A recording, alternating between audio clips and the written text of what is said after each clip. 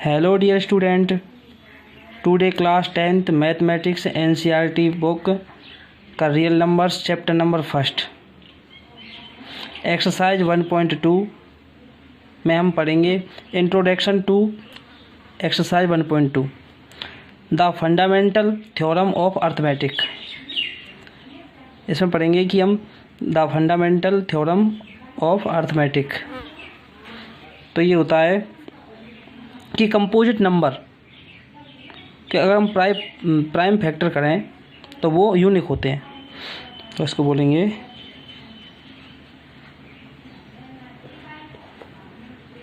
Composite number कि अगर हम प्राइम फैक्टर करते हैं, फैक्टराइजेशन करते हैं, prime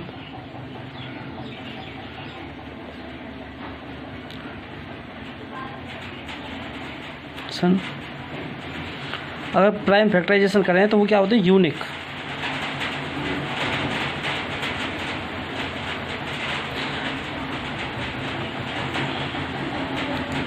if we ignore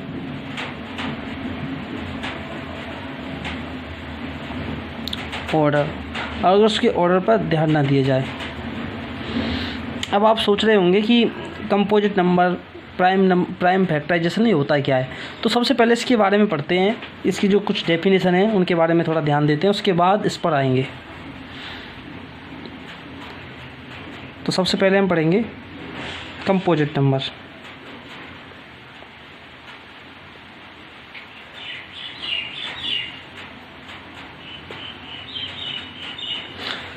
composite number वो नंबर होते हैं जो स्वयं से डिवाइड हो जाए और 1 से डिवाइड हो जाए और इनके अलावा भी किसी और नंबर से डिवाइड हो जाए।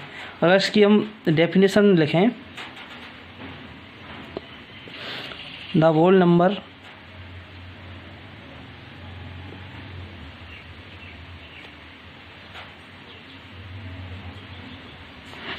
Numbers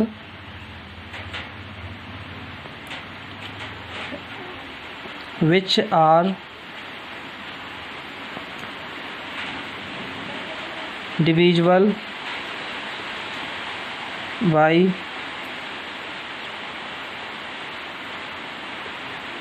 numbers other than itself and 1 are called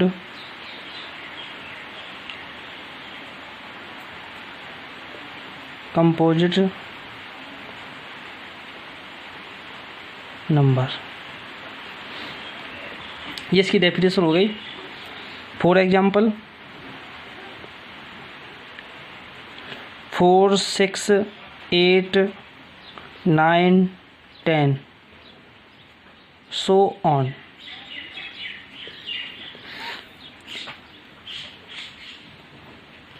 कि वे सभी नंबर जो 1 से भी डिवाइड हो जाएं और स्वयं से भी डिवाइड हो जाएं और उनके अलावा भी किसी अन्य नंबर से भी डिवाइड हो जाएं, उसको बोलते हैं कंपोजिट नंबर।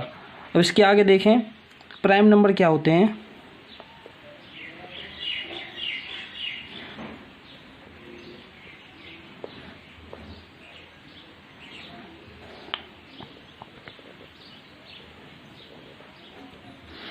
नंबर से भी लिख सकते हैं इसको।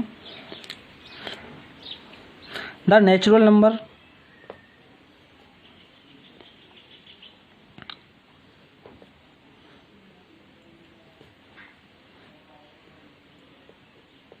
numbers which have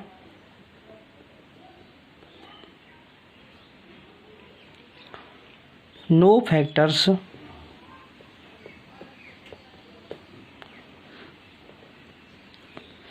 other than 1 and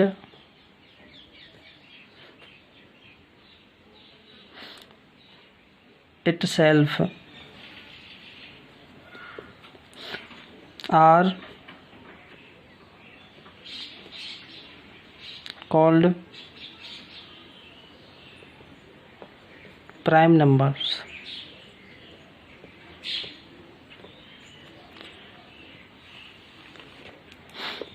for example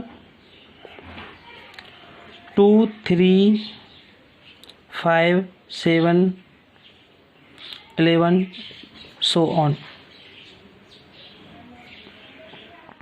तो ये हमारे प्राइम नंबर्स हो गए जो स्वयं और 1 के अलावा किसी और अन्य नंबर से डिवाइड ना हो। और कंपोजिट नंबर होते हैं जो स्वयं से भी डिवाइड हो जाए और 1 से भी डिवाइड हो जाए और उनके अलावा भी किसी अन्य नंबर से डिवाइड हो जाए, उनको बोलते हैं कंपोजिट नंबर। अब इसके आगे देखते हैं कि फैक्टराइजेशन क्या होता है।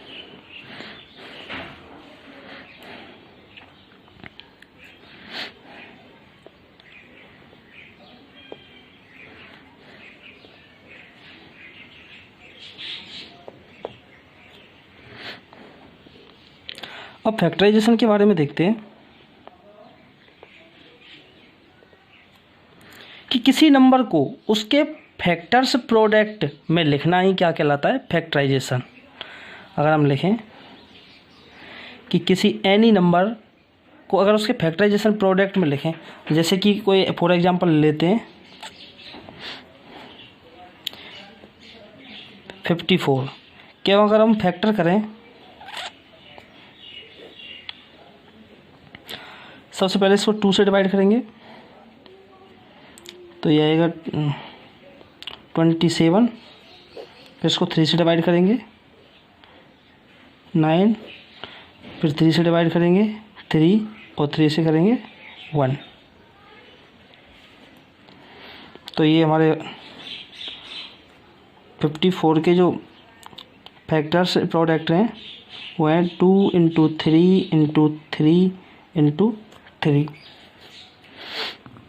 और इसको हम ऐसे भी लिख सकते हैं कि 2 × 3⁻3। तो ये जो मैंने फैक्टर्स प्रोडक्ट में जो लिखा है इसी को बोलते हैं फैक्टराइजेशन।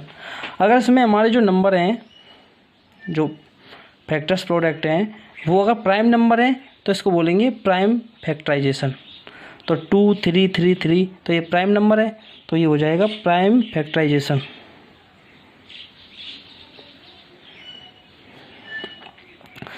तो ये हो गया प्राइम फैक्टराइजेशन। अब हम इसमें बात करेंगे the fundamental theorem of arithmetic. ये थ्योरम जो होती है क्या होती है, तो कंपोजिट नंबर कि अगर हम प्राइम फैक्टराइजेशन करें तो वो कैसे होंगे, यूनिक होंगे। इफ़ वी इग्नोर ऑर्डर, अगर आपकी क्लास में 60 स्टूडेंट हैं, अगर उनसे बोल दिया जाए कि आप 54 के फैक्टराइजेशन कीजिए तो उन सभी बच्चों का सेम आंसर आएगा अगर उनके ऑर्डर पर ध्यान ना दिया जाए। कि कुछ ऐसा भी हो सकता है कि कुछ बच्चे ऐसा करेंगे कि जैसे कि देखें, अगर मैं निकालता हूँ 54 का, अगर हम निकालें तो इसमें कुछ बच्चे ऐसा भी कर सकते हैं कि इसको सबसे पहले 3 से डिवाइड कर दें, किसी से डिवाइड कर सकते हैं, या 2 से डिवाइड करेंगे कुछ बच्चे। तो जो इसके जो फैक्टर हैं वो क्या हैं, फैक्टर प्रोडक्ट हैं इसके 2 × 3 × 3 × 3, ये इसके प्रोडक्ट फैक्टर हैं, फैक्टर प्रोडक्ट बोलते हैं इसको। तो कुछ बच्चे इसको लिख सकते हैं ऐसे भी 3 × 2 × 3 × 3, कुछ बच्चे ऐसे भी लिख सकते हैं इसको 3 × 3 × 3 × 2। तो अगर हम ऑर्डर पर ध्यान ना दें तो सभी बच्चों का जो आंसर आएगा वो बिल्कुल एकदम सेम आएगा। इसमें जो अगर हम फाइनल आंसर लिखें तो उसमें ऑर्डर लगता है असेंडिंग ऑर्डर। क्या लगाते हैं इसमें, असेंडिंग ऑर्डर, जिसको हम लिखेंगे, मैं दूसरा पेन यूज करता हूँ, प्राइम फैक्टराइजेशन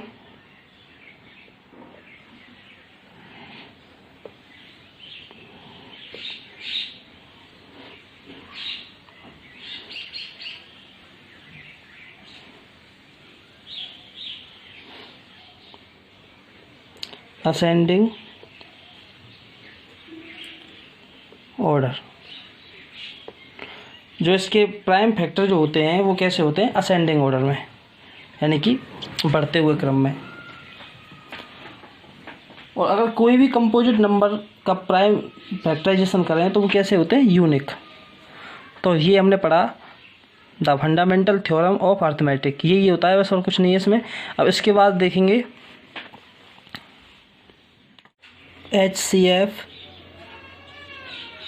HCF और LCM होते हैं, ऊपर निकालेंगे इसमें। तो HCF को बोलते हैं हम हाईएस्ट कॉमन फैक्टर, और LCM को बोलते हैं least common multiply.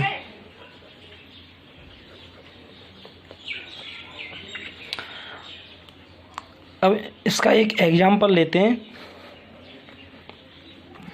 For example 24 and 60। इसका हम आपको HCF और LCM दोनों निकाल के बताएंगे, फैक्टराइजेशन से करना है हमको ये। तो इसके हम सबसे पहले इसके फैक्टर करते हैं। 24 के फैक्टर निकालेंगे तो सबसे पहले इसको 2 से डिवाइड करेंगे तो 12 टाइम जाएगा, और फिर 2 से डिवाइड करेंगे 6 टाइम, फिर 2 से डिवाइड करेंगे 3 टाइम, और फिर 3 से डिवाइड करेंगे 1 टाइम। इसी प्रकार 60 को 2 से डिवाइड किया 30 टाइम, फिर 2 से डिवाइड किया 15 टाइम। अब इसको 2 से डिवाइड नहीं कर सकते तो 3 से डिवाइड करेंगे 5 टाइम, और फिर 5 से डिवाइड करेंगे 1 टाइम। अब हमारे जो 24 के जो फैक्टर प्रोडक्ट हैं वो हैं 2 × 2 × 2 × 3, और 60 के फैक्टर प्रोडक्ट हैं 2 × 2 × 3 × 5। अब इसमें हमें निकालना है HCF निकाल रहे पहले, HCF 24 और 60 का। तो जो हमारे कॉमन हाईएस्ट फैक्टर होंगे, तो कॉमन फैक्टर देखते हैं जो दोनों में है। 2 है, ये भी 2 कॉमन है, और ये 3। तो 2 × 2 × 3 को मल्टीप्लाई करेंगे तो 3 2 = 6 और 6 2 = 12। जो HCF आएगा वो कितना आएगा, 12। और जो LCM है लीस्ट कॉमन मल्टीप्लाई,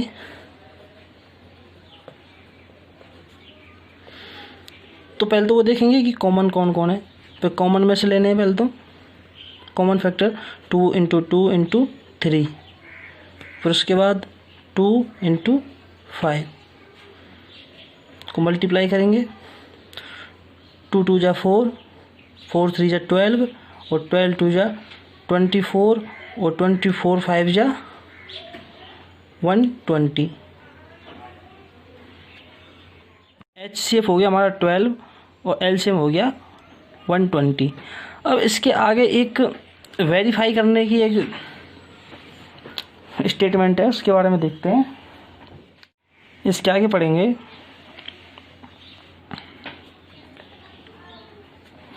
कि HCF × LCM equal product of the 2 number.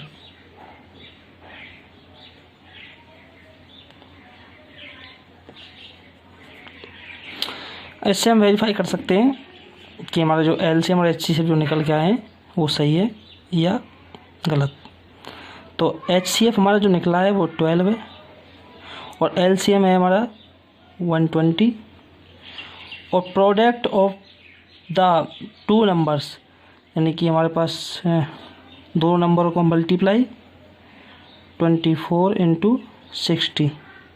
अब इनको मल्टीप्लाई करके देखेंगे तो यहाँ पे 12 से डिवाइड करेंगे 120 को, तो 0, 12 2 जा 24, तो कैरी लगेगी यहाँ पर 2, और 12 1 जा 12, 12 और 2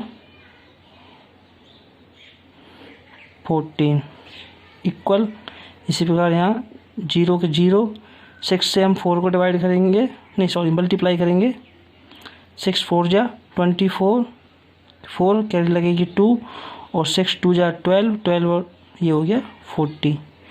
तो दोनों साइड बराबर है।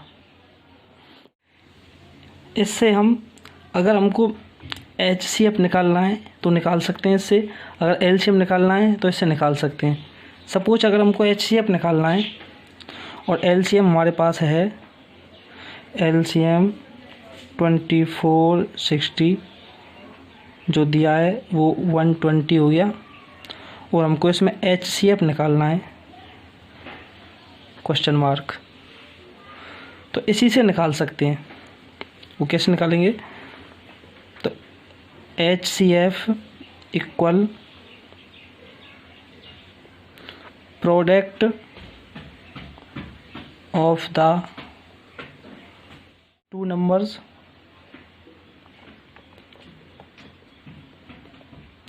Upon LCM।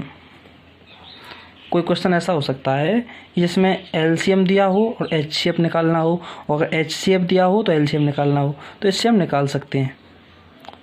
अगर HCF निकालना है तो product of the two number upon LCM, और अगर LCM निकालना होता तो product of the two number of upon HCF।